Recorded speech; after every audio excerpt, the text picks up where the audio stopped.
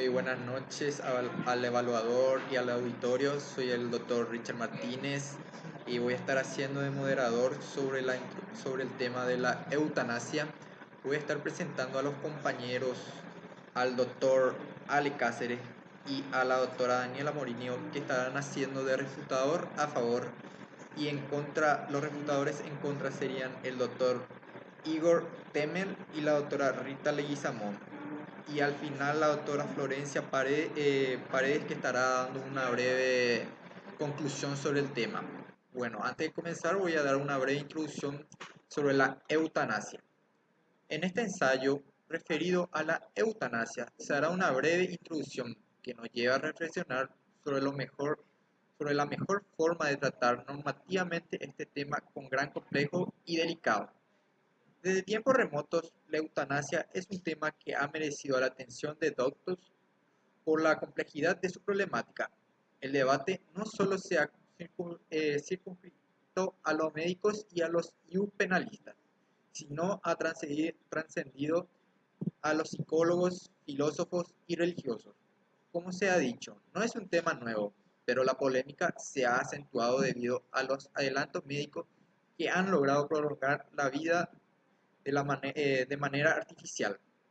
En la, en la actualidad constituye un reto para la sociedad de decidirse en algún sentido, aceptarla o rechazarla.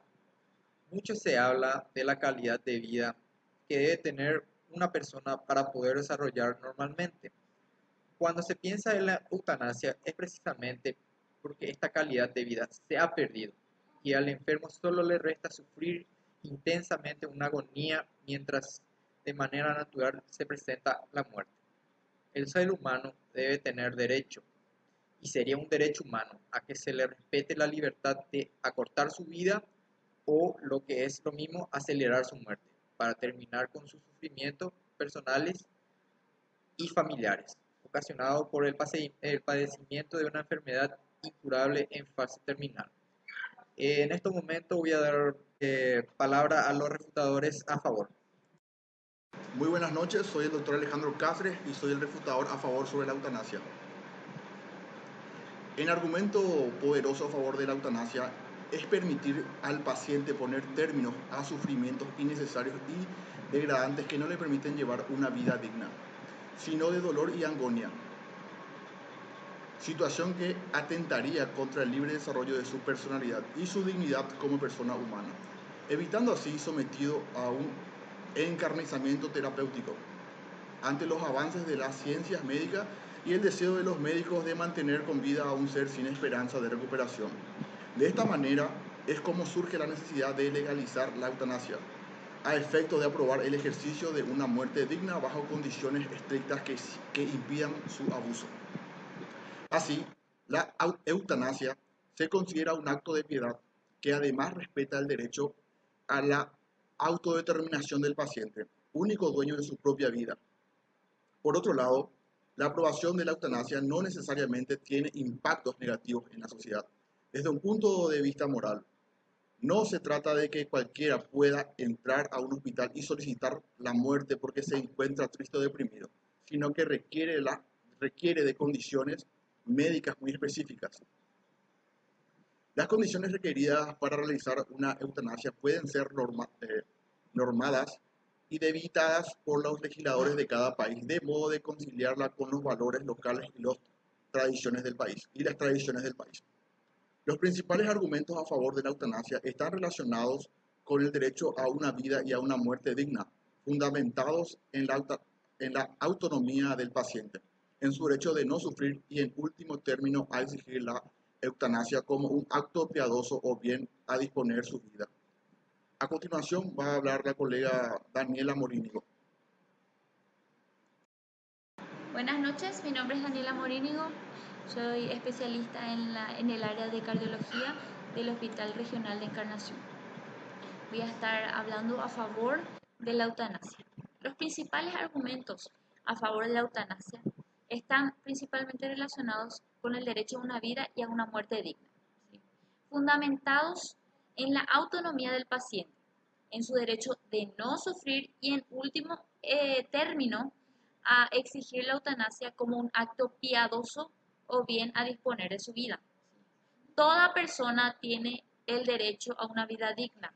Este argumento supone asumir que la dignidad personal en determinadas circunstancias estaría por debajo de lo que podría ser exigido para vivir, lo que permitiría que le fuese aplicada la eutanasia. También toda persona tiene derecho a una muerte digna. Si por muerte digna se entiende por la cesación inmediata o definitiva del dolor, entonces la eutanasia se convierte en la terapéutica más fácil y efectiva, ¿sí? Pero si por el contrario se asume la muerte con grandeza de ánimo, encarándola, ejercitando en ella todas nuestras capacidades personales, se constituye en el último paso dentro del camino hacia la plenitud humana. Último, si es que no se posee la certeza de quienes dentro del marco de la doctrina cristiana ven en la muerte el umbral que los conduce a la presencia de Dios. ¿Sí? Después, también acá está muy implicada, mejor dicho, la autonomía del enfermo. ¿Sí? Aquellas legislaciones que autorizan la eutanasia lo hacen bajo la condición de asegurarse del carácter expreso y serio de la petición por parte del enfermo, también de los familiares en otros casos, del enfermo y de los familiares.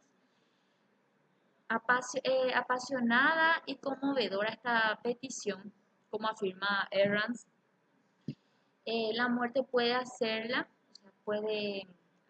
un enfermo bajo los efectos de un cansancio crónico, ¿sí? De un insomnio tenaz, de una disnea agobiante y de un estado nauseoso, de una depresión no diagnosticada o deficientemente tratada. Una petición expresa y seria de muerte puede ser la consecuencia de una terapéutica incompetente del dolor y otros síntomas, o del abandono afectivo por parte de los familiares y cuidadores.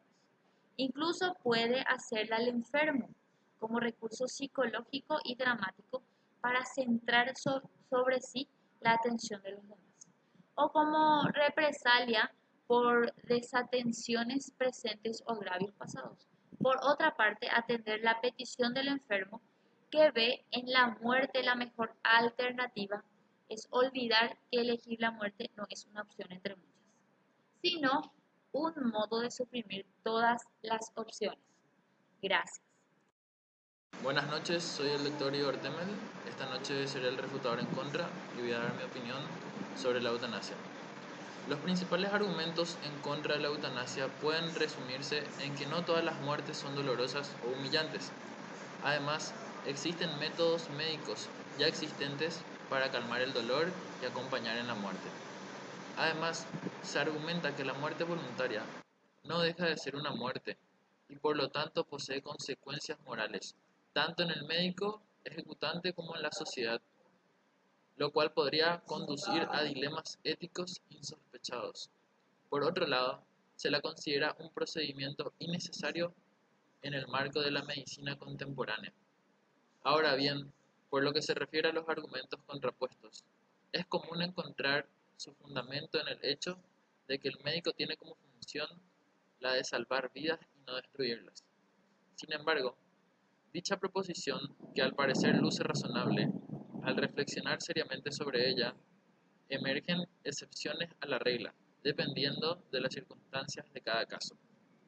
Así, la Iglesia Católica señala en la relación al sufrimiento y al uso de analgésicos que a pesar de la valoración de este, no se puede pedir una actitud heroica al enfermo, y la prudencia cristiana aconseja el uso de medicamentos que alivian el dolor, aunque como efecto secundario acorten la vida del paciente.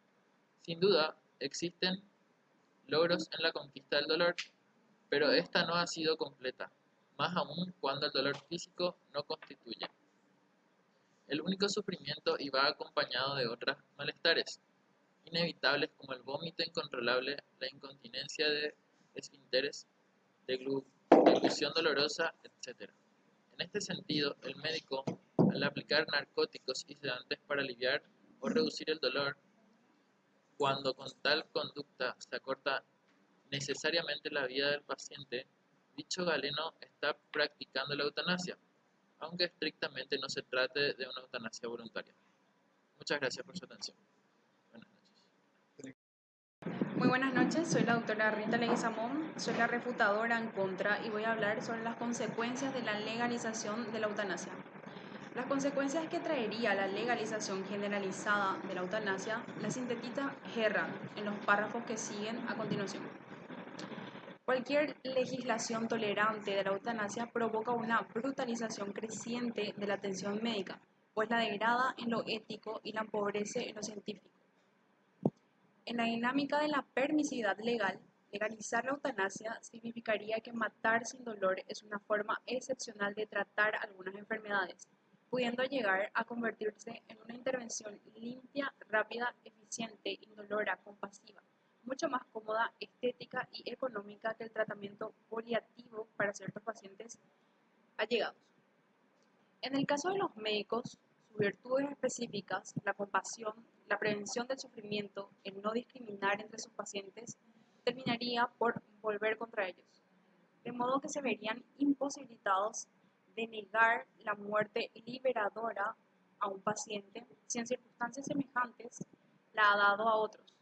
Asimismo, quien sucumbió una vez a la tentación de ejecutar una eutanasia o se arrepiente definitivamente, pues ya no podrá dejar de matar, ya que lo considerará éticamente congruente consigo mismo y bueno en cuanto a la naturaleza del todo, por lo que hará caso cada vez menos a los dramáticos, y saltándose en un nombre de la ética las barreras legales. Si un médico o enfermera consideraran que la eutanasia es un remedio superior a la atención paliativa, no podrían evitar convertirse en mandatarios subjetivos de los pacientes terminales. Buenas noches, yo soy la doctora Flor Paredes y les voy a estar hablando de los aspectos legales de la eutanasia. En Paraguay, la eutanasia, en todas sus formas, está penada por ley, siendo castigada con pena privativa de libertad de hasta 3 años.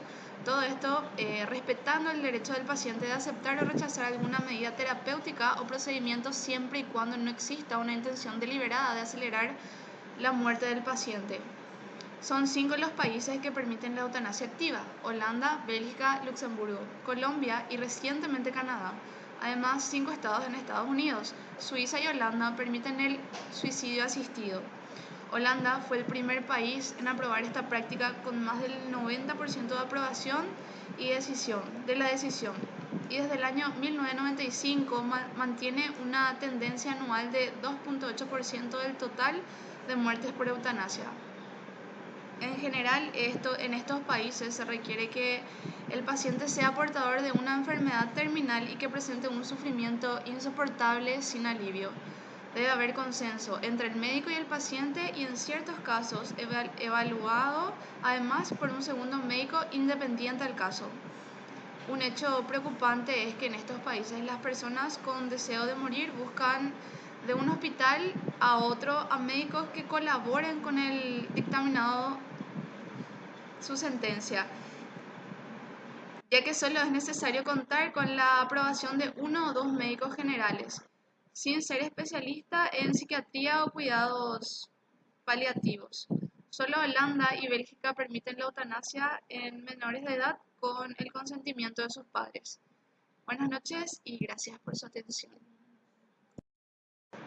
Bueno, muchas gracias a los profesionales por los datos compartidos. Antes de terminar, voy a dar una conclusión. Este tema hace controversia dentro de la mayoría de las sociedades, debido a una cultura moral regida por la religión, en el cual se ha marcado firmemente el que no se debe matar a otra persona. Eutanasia es enfocarse a la calidad de vida de la persona hacia el final de su vida, pero todo dependerá de los códigos morales con los cuales rigen las personas, además de determinar el sentido de la vida que el individuo le da a partir de una enfermedad, accidente o situación que lo tiene en fase terminal. la forma en cómo la construye es, y es imperante reconocer que la voluntad de las personas son el fundamento para tener el derecho de hacer uso de la eutanasia. Muy buena noche a todo el auditorio y hasta luego.